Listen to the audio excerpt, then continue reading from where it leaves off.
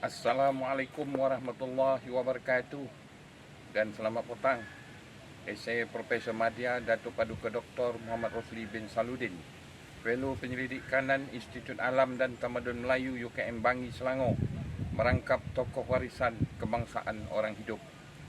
Hari ini, tuan-tuan dan puan-puan, saya dah sampai ke Belimbing Dalam, ya, di Durian Tunggal. Ya, sorotan daripada laporan akhbar yang dapat saya baca, ini adalah masjid yang tertua di Malaysia yang dikhabarkan, yang dah diceritakan oleh Profesor Madya, Dr. Zul Iskandar Ramli daripada Institut Alam dan Tamadun Melayu, sahabat saya. Beliau mengesahkan ini adalah masjid yang tertua di Malaysia, tetapi perlu kajian lanjut menurut beliau. Saya turun hari ini, tuan-tuan dan puan, untuk meninjau dari sudut budaya, dari sudut adat dan dari sudut warisan. Saya tak berani nak bercerita dari sudut arkeologi, itu bukan bidang kepakaran saya. Tuan-tuan dan puan, menurut beberapa catatan yang masih ada dan cerita-cerita lisan, masjid ini adalah masjid yang dibina oleh keturunan Laksmana Hang Tuah. Ya, Laksmana Hang Tuah. Antaranya dibina oleh Syekh Menghudum, Syekh Menghudum yang datang daripada Pagaruyung juga. Dan kalau begitu, ketika zaman Laksmana Hang Tuah, abad ke-4 boleh, tuan-tuan dan puan. Memang Minangkabau dengan Melaka memang ada hubungan, ya, memang ada hubungan baik, ya, tuan-tuan dan puan-puan. Sering ulang-alik datang yang sebenarnya. Sebab ketuku ketakal kedua si keladi moyang, kita ini sesuku seasal, kita ini senenek moyang.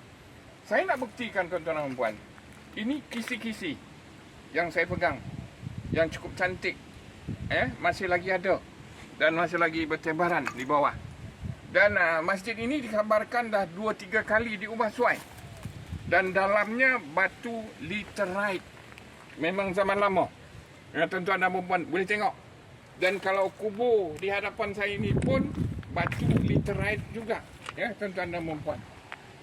Dan kalau tuan-tuan dan puan menyorot balik masjid ni, dalam ni, ya, tuan-tuan dan puan, kalau tuan-tuan dan puan lihat, yang ini pun batu literite, ya, batu literite. Dan kemudian banyak menggunakan kaedah pasak dan tasak. Di hadapannya ada ukiran, ukiran yang sezaman, masa zaman Minangkabau dan Melaka, di sebelah depan. Cukup cantik dan saya boleh bayangkan. Dan saya beranggapan kayu ini adalah kayu ponak, tuan-tuan dan puan. Dipasak dan ditasak dan diletakkan. Ya, atap genting. Ini kita perlu teliti. Adakah zaman Portugis dulu ada, ataupun mungkin sudah ada diubah suai. Dan tuan-tuan dan puan boleh lihat di sini. Yang ini tasak. Dia tidak menggunakan paku. Ni tasak. 1, 2 ujung. Yang paku ni kemudian, tuan-tuan dan puan. Dan ini bingkainya. Kayu yang cukup tahan, yang masih kekal hingga sampai ke hari ini. Dan tuan-tuan dan puan boleh lihat bagaimana ini koridornya bahagian luar dan kuigi di bahagian ujung yang cukup dalam. Dan ada tangganya. Dan ada di bahagian depan ada mercu tandanya. Dan mimbarnya di bahagian dalam di sebelah ujung. Dan tuan-tuan dan puan boleh tengok. Ya, kita masuk sedikit di bahagian dalam.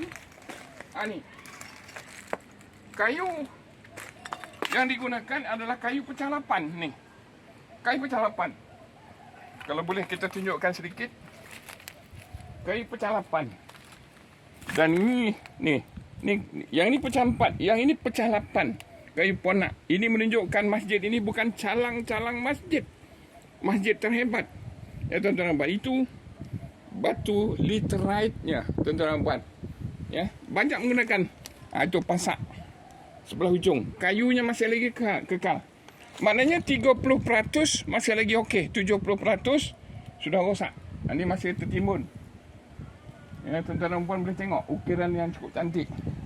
Dan sebagai tokoh warisan kebangsaan orang hidup, saya mencadangkan bahawa ini adalah seni terhebat orang Melayu zaman asal dahulu yang perlu kita baik pulih setakat yang mampu untuk kita menunjukkan kepada anak cucu cicit kita bahawa ini adalah kehebatan orang Melayu dahulu, iaitu daripada keturunan Laksmana Hang Tuah itu sendiri, ya tuan-tuan dan puan-puan. Jadi inilah, ya tuan-tuan dan puan-puan, ya kayu-kayunya masih ada, dan ini yang sudah tercabut.